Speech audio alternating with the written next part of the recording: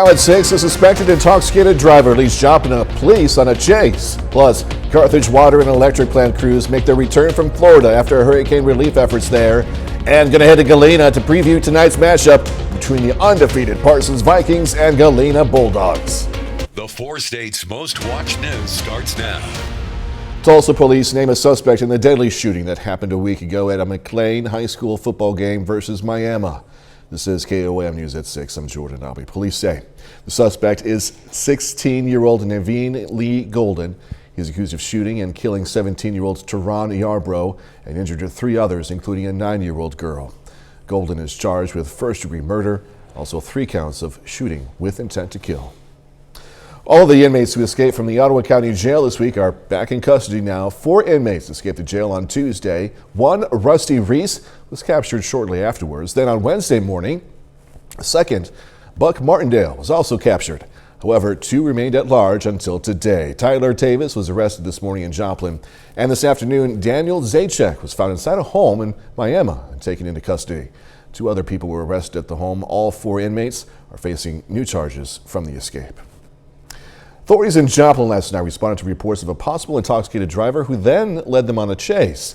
Officers arrived to the area of 2623 West 7th Street, where the driver did not stop and led officers on a chase south on Schifferdecker Avenue. They say they deployed deflation spikes when the driver then fired 2 gunshots at officers before stopping his car. They then say he refused to leave his car, fired another shot at officers before SWAT arrived. He then complied, and officers arrested him without further incident. There's no word yet on charges that have been filed. Well, a new study found living in Arkansas means you have a higher chance of being a victim of a violent crime. According to data from the FBI, Arkansas has the 4th most violent crime per 100,000 people. Reporter Chris Carter says something people who call the state home say they're not surprised by.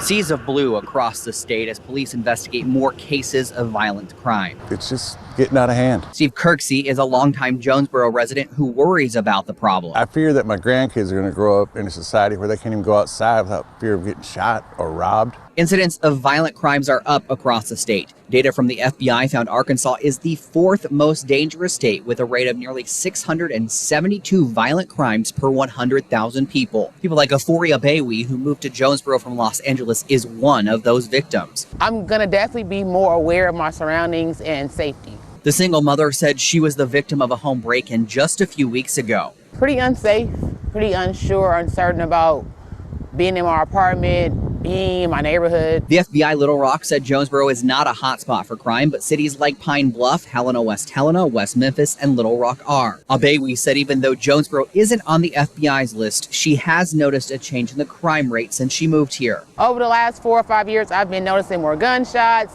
definitely hearing about more shootings, more crimes, so it's just making me definitely see that the more people that are coming in from other places are making it unsafe. The natural state is not alone in its ranking. Alaska is ranked the most dangerous, followed by New Mexico and Tennessee.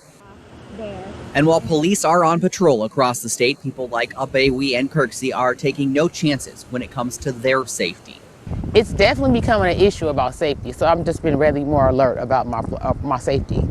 Keep my house locked, keep my vehicles locked, and I think we need more police officers in this city or in this state. There's not enough police officers. At last report from 2020, the FBI has Missouri at just about 543 cases per 100,000, Oklahoma at 459, Kansas is at 425. Meteorologist Doug Heddy joining us now. Firstly, the forecast pretty much set the weather stage for football tonight, man. Yeah, it's great out there. We're getting some fall-like weather across the region after 80s for highs over really all week long into last week. It's much cooler. Look at this 24-hour temperature change from the metro northward, about 20 to 25 degrees cooler right now. A little bit not quite as dramatic once you get into our southern counties. It's cooler due to clouds that have really thickened up. Plus, we got a cold front, of course. 58 in Stockton, 58 in Fort Scott. Then you get into the 60s to near 70 once you get into our southern counties. But look at these clouds continuing to thicken up across the region. There are even a few spotty little sprinkles, light showers. It's not a big deal. It's a little bit more concentrated out across central parts of Kansas. Plus, it's been a little breezy, so it's going to be breezy as we go through the evening hours. We'll look at your football forecast, weekend forecast, next chance for rain. All coming up here in just a bit. Thanks so much, Doug. Carthage Water and Electric Plant hosted a public power lunch today to wrap up its Public Power Week celebration. The event included free lunches, giveaways, and bucket truck rides. We're seeing right there. KOAM's Untitled Chapter talked with some of the workers who helped restore power in Florida after Hurricane Ian.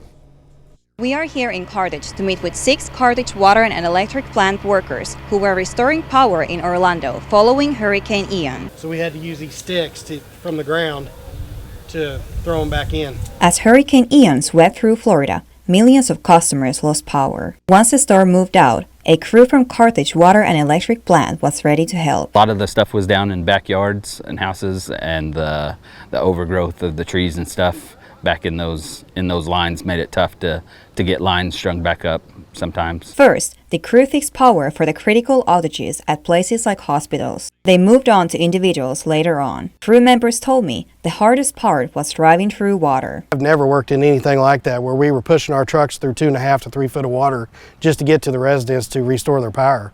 With the flooding, wild animals such as alligators and snakes were pushed out from their habitat. Come across one alligator, it was about 50 foot away from us on a pole, but that alligator didn't even move while we was there, so that was a little interesting. We've never seen that before. The Floridians who did not evacuate were appreciative for the work of the crew. They were curious how we were doing things and all that, especially with the kids. The kids were always coming up. They were having fun with the water and you know, getting to know us. We have really good equipment to work with, and it was just nice to be able to go down there and help them out the best we could. In Carthage, Janna Hautala, KOAM News. Brave with that alligator, man. The crew members were just a few of the hundreds, if not thousands, who responded to help Florida. Some kiddos at Mark Twain Elementary in Carthage today showed off their cool engineering projects for the public to see. Projects are part of their engineering unit in class to teach the students about the engineering field. One class designed ways to keep ants from getting in a picnic. That's important, right? The other class came up with their own problems, and the other class came up with their own solutions. Time the kids can create and build, they love that, and they have such creative minds, more creative than mine, and I'm just pretty proud of them.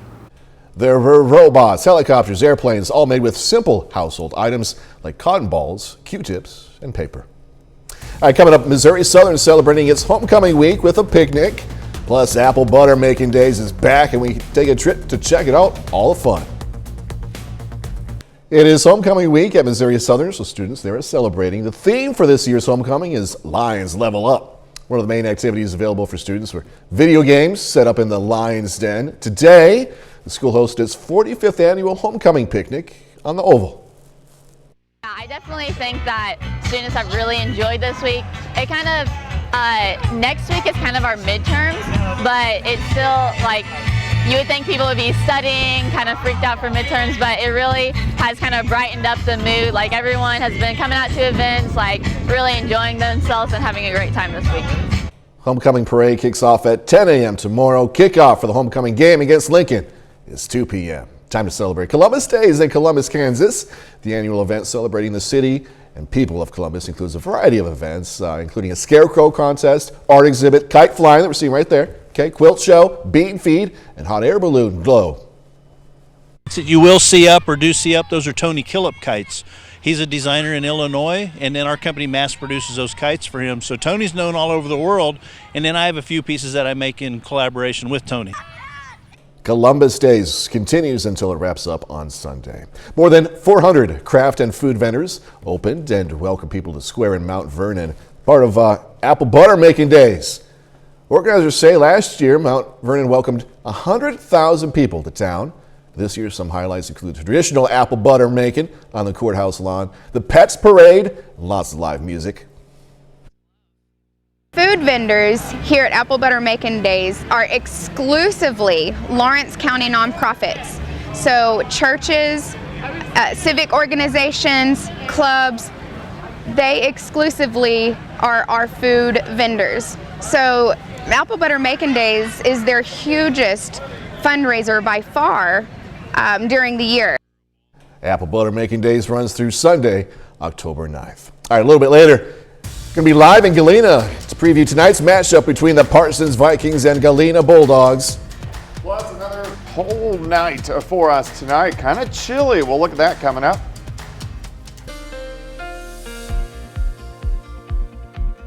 Well, it turned out to be a great Friday for us today. Cooler, quite a bit cooler. We had a strong cold front that rolled through last night. And if you live on the south side of the four-state area, you got sunshine. North side, you got clouds. But everybody's going to get some clouds tonight. Partly cloudy skies, as you can see on our Lander Chevrolet Cadillac of Joplin Tower Cam on the southeast side of the city. But 80s, really dating all the way back to last week. We were in the 80s. And then today we just kind of hung out upper 60s to near 70 degrees.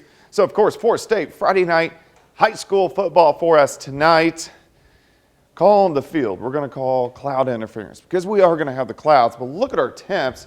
So it's going to be 62 by the kickoff of games, 55 by the fourth quarter. So you're actually going to need a sweatshirt, jacket if you're heading out shortly. Now we could see a random sprinkle, but that would be just about it. Look at our temps. Northern counties, we're in the 50s. Clouds have been thicker most of the day. Where we've had sunshine, a little bit warmer. So Pittsburgh at 58, then you hit 70 in Miami, 70 in Grove, Anderson at 69. But these temps, they're going to drop off pretty quickly, especially as that sun angle continues to drop and eventually sets here in about 30 minutes. It's also kind of breezy, so it makes it feel a little bit cooler. We have these northeasterly winds at about 10 to 15. These will slowly diminish as we go through the overnight hours for us tonight, but it's 61 right now. Humidity is at 61%, so it's chilly outside. Look at these clouds thickening up, especially once you get from Pittsburgh, Lamar points northward. Pretty thick clouds, and you can see a few spotty little sprinkles, random little shower once you get into our far northern counties, but some of these will affect Yates Center, Iola, Chanute as we go through the evening hours. Most of the more persistent showers out across central Kansas. And all this is going to drop in, but also fall apart at the same time. But we are going to get some random little showers out there tonight. Most of the rain over the weekend will stay back to the southwest with this wave out across parts of Texas and also Oklahoma. All right, let's go through time. You can see the clouds, spotty, hit and miss, light little showers or sprinkles through the overnight hours. Temperatures really drop off. Southern counties, you stay in the mid-40s. Northern counties, Chanute, Fort Scott, Nevada, you're going to get into the upper 30s. Staying right above that frost level, but I don't think we'll be concerned about it here. All right, by the noon hour, near 60, we're going to have a lot of clouds. We'll get some sunshine during the afternoon. That should help us warm into the upper 60s to near 70 degrees by the time we head into tomorrow afternoon. Tomorrow evening, again, we drop back down into the mid-40s by the time we head into tomorrow night. So in the morning, 45, 61 by noon, 66 by 5. If we can get enough sunshine, we'll get up to 69, but it will definitely be a little bit cooler than what we did see today. Sunday, we do rebound back to about 76 during the afternoon, so the entire weekend looks fantastic weather-wise. 81 on Monday, could get a random shower, and then our next chance for thunderstorms roll in on Wednesday, and then another cold front, so it keeps our temperatures nice all the way through next week. And we really need some rain, so let's hope we can get some by next Wednesday. Yeah, no doubt. And boy, those temperatures during the daytime look nice, and they're cooling right down at nighttime, overall, yeah, it looks pretty good. Doug, thanks so much. Yep. All right, still ahead, big night of rivalry games in Missouri and district matchups in southeast Kansas. Sports director Jacob Leonard joins us live from Galena after the break as the Bulldogs aim to knock off the undefeated Parsons Vikings.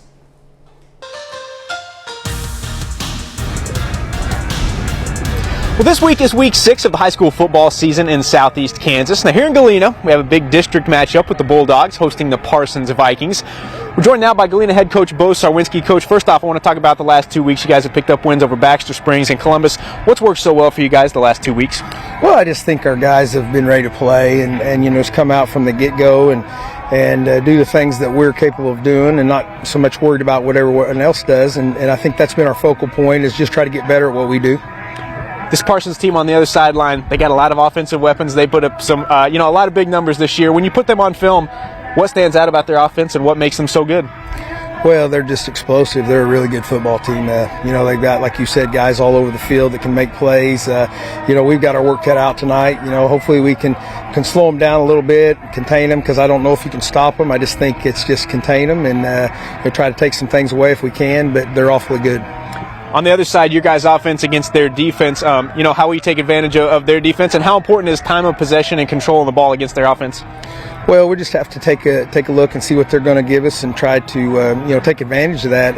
Time of possession, as long as you can score some points, is always a benefit, and that's something we've kind of always focused on, no matter who we play. So that's something that we're really focused on, and hopefully tonight, and hopefully good things. We don't turn the ball over, and good things happen for us. All right, Coach. That's all I need from you. I appreciate it. Good luck tonight. We'll see you later. All right, thanks. On the Missouri side, we got a couple big rivalry games tonight, starting in Carthage. The Webb City Cardinals are actually hosting Carthage tonight, and the Tigers are the number 1 team in the state in Class 5, while Webb City enters the night ranked 4th. Now in the Big 8, the Lamar Tigers host Nevada tonight in the latest installment of the Silver Tiger rivalry game. Both of these teams are 5-1 to start the season, and both are ranked in the top 10 in the state in their respective classes. That one, like most of the games in our area tonight, begins at 7 o'clock. Moving on to the NFL, the Kansas City Chiefs are 3-1 in the first month of the season. Last week, they went on the road and beat the Tampa Bay Buccaneers 41-31. This week, the Chiefs return home with a rivalry game, hosting the Raiders on Monday night. Like we do here every Friday night, right now it's time to hear from the voice of the Chiefs, Mitch Holthus, in this week's Minute with Mitch.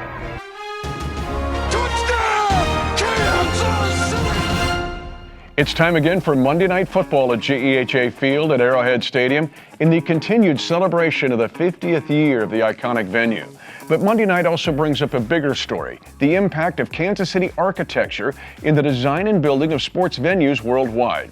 There's a book titled Kansas City, How It Became the Sports Architecture Capital of the World by Tom Wagoner. It explains in the past 30 years, 18 new NFL stadia, 22 new NBA and NHL facilities, and many other collegiate projects have been designed by Kansas City architecture firms.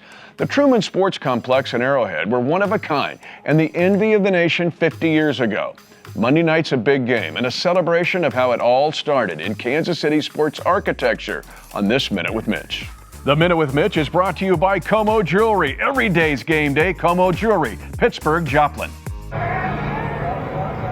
Now that Chiefs-Raiders game will kick off at 7:30 on Monday night. Before we get to that, though, we have a busy night of high school football here in the 4 states. Be sure to join us right back here on KOAM tonight at 10 for 4 State Friday night.